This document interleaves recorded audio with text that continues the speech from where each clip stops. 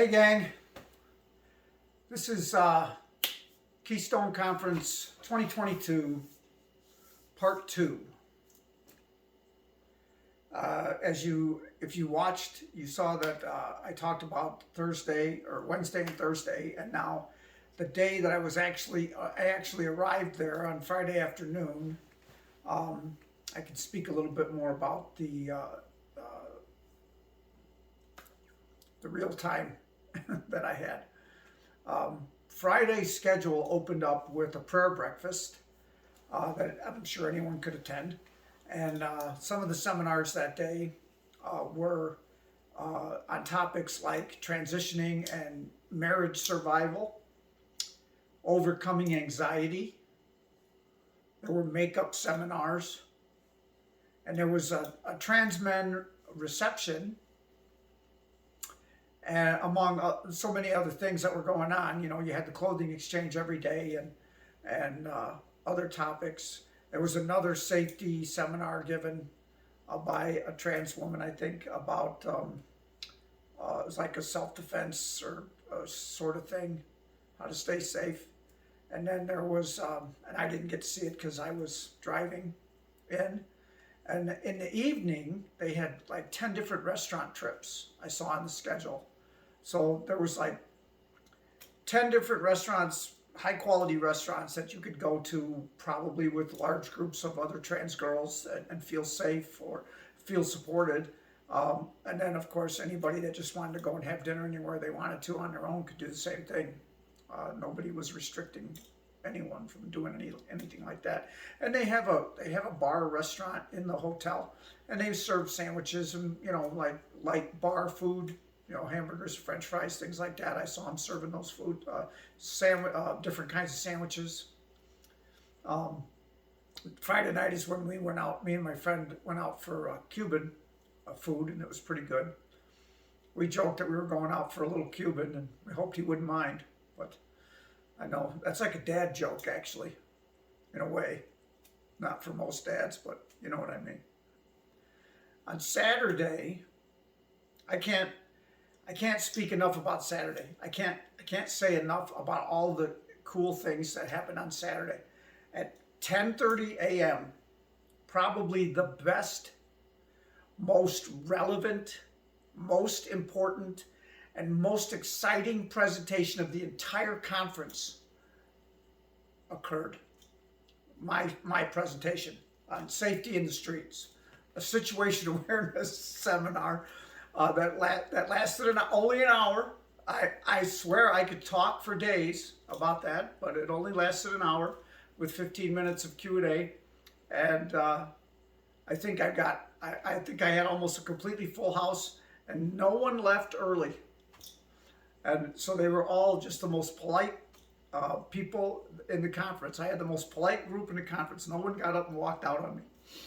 But it was fun, and I was super excited to do it. And I'll tell you, that's the first time I presented that seminar as a male of 100 times, that particular seminar. I've taught self-defense courses, probably 1,300 self-defense courses in the last 10 or 11 years. And that one was the first time I ever did it presenting as female. And I got to tell you, I think I nailed it. I think I killed it. I was firing on all cylinders. And you know why? Because I was doing it. Other things did happen on Saturday. That wasn't the only thing going on. There was a seminar at 2 o'clock that I got to attend called How Do I Manage My Gender Fluid Life? And it was hosted by Susan Holtz, the vice president. I have to be careful. I don't want to step on anyone's toes. The vice president of the Chicago Gender Society. And Savannah Hawk, the scholar who has written 2 books on cross-dressing and managing cross-dressing into your life, you know, and coming to terms with what that means and who you are, and a little bit of self-awareness in the books. Really smart girl, really smart girl. Well, doesn't consider herself to be female, but a really smart kid. Um, Saturday night we don't do the dinner excursions at Keystone. They have a gala ball, okay, where all the girls and guys dress to the nines and attend this ball with excellent food. The food was great, and a keynote speaker. And the keynote speaker was Our Lady J, and she is a writer, a television writer, film writer, and producer who had heavy involvement in writing Transparent, the Emmy-winning show about a trans female who clouded it up. Jeffrey Tambor, who put a pail over it by being accused of sexual harassment, of all things, while playing the role of a transgender woman. So perfect. Thanks, Jeffrey. That was perfect. Just what we needed. But that doesn't pale Our Lady J's accomplishments in her career as a trans female. She's quite accomplished and quite well respected in her field, and it was lovely listening to her. After she was done, and she was very gracious. She posed for pictures with everybody, took all the time that anybody wanted to spend with her. It was great. She gave a lot of her time afterwards. Then there was a live band called Wicked Jezebel, which I'm pretty sure is made mostly of transgender people. It probably is made completely of transgender people. But I'm sorry, I'm not a fan. I don't follow them, but they were good. They were very good. I have this problem with my hearing from too many years of loud engines and gunfire, and it's hard for me to have a conversation of any kind if a band is playing in a room like that with poor acoustics. And I think a lot of other people at my age have the same issue, but they seem tight and sharp, and now that doesn't mean I won't go to a rock concert. You all know I go to rock concerts. I actually got tickets to see Shinedown and Pop Evil in July in a small venue, not too far from here. So that'll be good. But I'm not going to be trying to have a conversation that night. I'm just going to be listening to the rock music. But the band was great. Prior to the gala, the only issue I have with this whole weekend, I was only there for 2 days, but I've been there for the whole time before. The only issue I had was prior to the gala, they set up these little satellite bars right outside the room. And of course, everybody files down from their hotel rooms, or they come from other hotels, and they're dressed to the nines. And they're, it's like going to the Oscars, or more so. And everybody, I think, is trying to outdo everybody else and trying to look cooler than everybody else and prettier. And they set up these little satellite bars, and you have cocktail hour, which oftentimes lasts a little bit longer than an hour. And there was 600 people, approximately between 600 and 650 people at this year's event, and I will jokingly say that it felt like they all were there waiting in this narrow hallway to get in. And at one point I had gotten a glass of Pinot Grigio, and I saw someone I wanted to talk to, and I turned and I moved into the crowd to talk to them, and then they moved away, and I became painfully aware that transgender women are taller than the average male. And as I turned and staring at shoulder blades and trying to move through the crowd, I couldn't get through the crowd. They were jammed in there, and I couldn't see around anyone. All I could see were backs, their backs or their fronts, and mostly backs. And I'm got my drink, and we're bumping elbows, and I'm trying not to spill my drink, and I'm saying, "Excuse me, excuse me, excuse me," and they can't hear me because they're talking. Everybody's talking, and I started to get claustrophobic, and I equate my I equate my experience to the Game of Thrones. There was a show called The Battle of the Bastards, and Jon Snow, the hero, he was drowning in a sea of bodies, and he was trying to swim through the bodies to get to the top because the weight of the bodies was caving in on him. and I realized I'm too short. I finally got loose, and I looked at somebody and I said, I'm too short to be trans. I'm 5'9" and I wear flats everywhere I go. And most of these girls are taller than 5'9", and every one of them, I think every one of them was wearing 4-inch, 5-inch heels. And God bless them, they were beautiful, beautiful Amazons, just huge, tall, and not huge, tall. And I was drowning. I felt like I was drowning in a sea of nylon, polyester, and chiffon, and it wasn't fun. Some of you might imagine it could be fun. It wasn't fun. I got loose, and I remember looking at someone and saying, "I'm too short to be trans. This isn't working for me." Other than that, you know, I felt, Rachel. I said to myself, as I often do, Rachel, you don't want to tell that joke because it sounds like you're making fun of trans people. But in all fairness, there was another transgender woman who I knew, who was a friend of mine, who had collapsed in that crowd from the heat and from dehydration, and was being nursed back to health in a chair. And then when I got home, I talked to another person who was there, and I said, "How did you like it?" And they said, "Everything was great until the gala, when we were all trapped in that hallway, and I felt claustrophobic." And I thought, you know what? This wasn't just me. So I went ahead with the joke, because it wasn't just me that felt that way. And I don't have to. I usually do things all by myself without anyone else's acceptance. But I figured when it came to this, I would. And I talked to my friend. I couldn't talk to her at the time because I was being swept away in the crowd. But I talked to her later that night, and she was doing better. The one that had collapsed, and she said, it was hot. It was just so hot.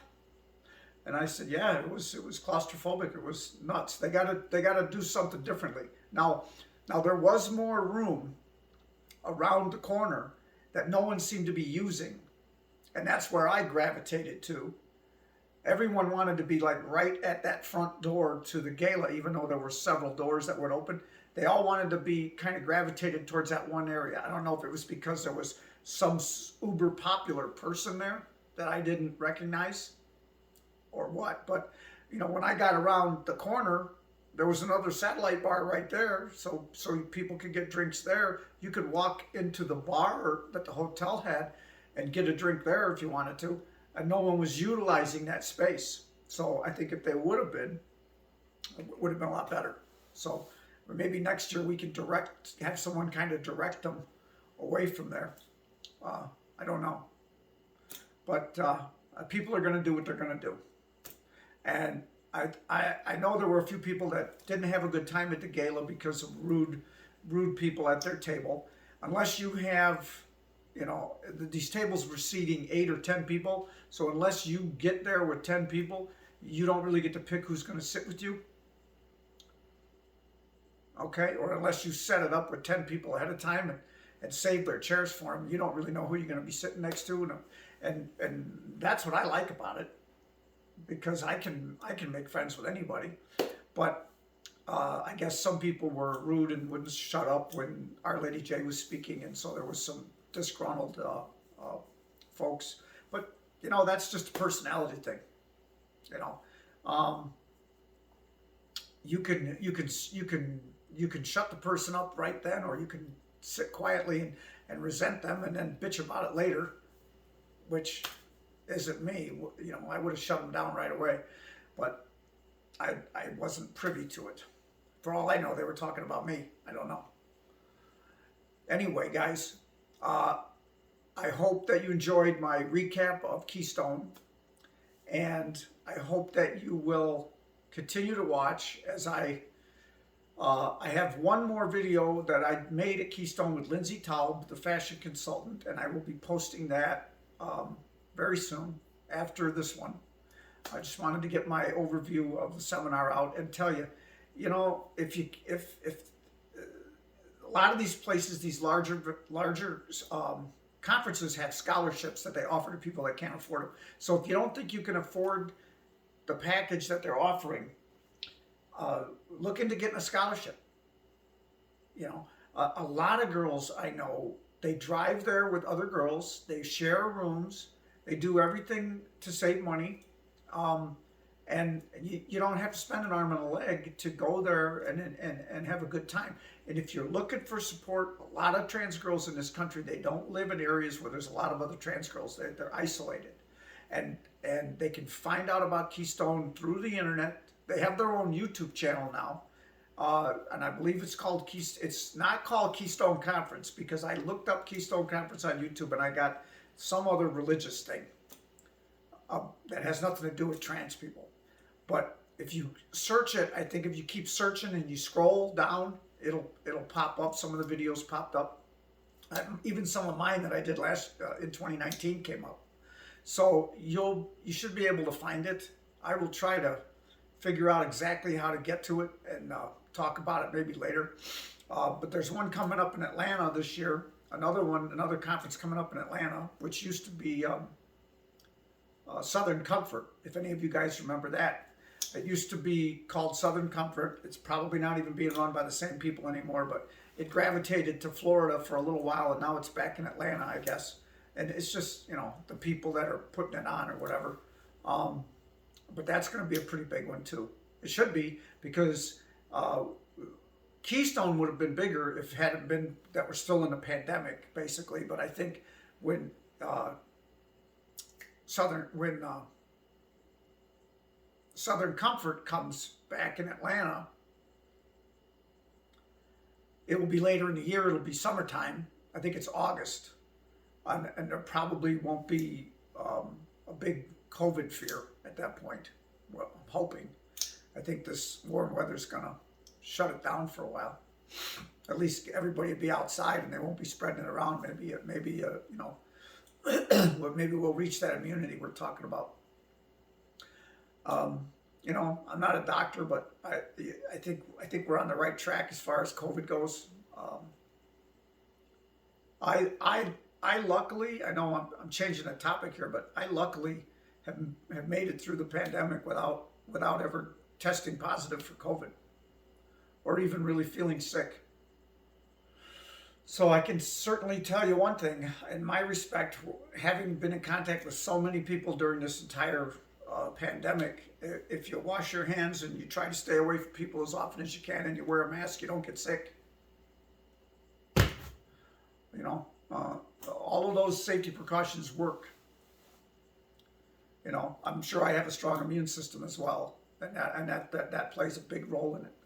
But I didn't even catch a cold or get the flu or anything, because I wash my hands, wear a mask when I can, and when I can't, I try to stay as far away from people as I can. Love and peace to all. Let's just try to accept one another for who they are. See if I can turn this thing off without bumping it too much.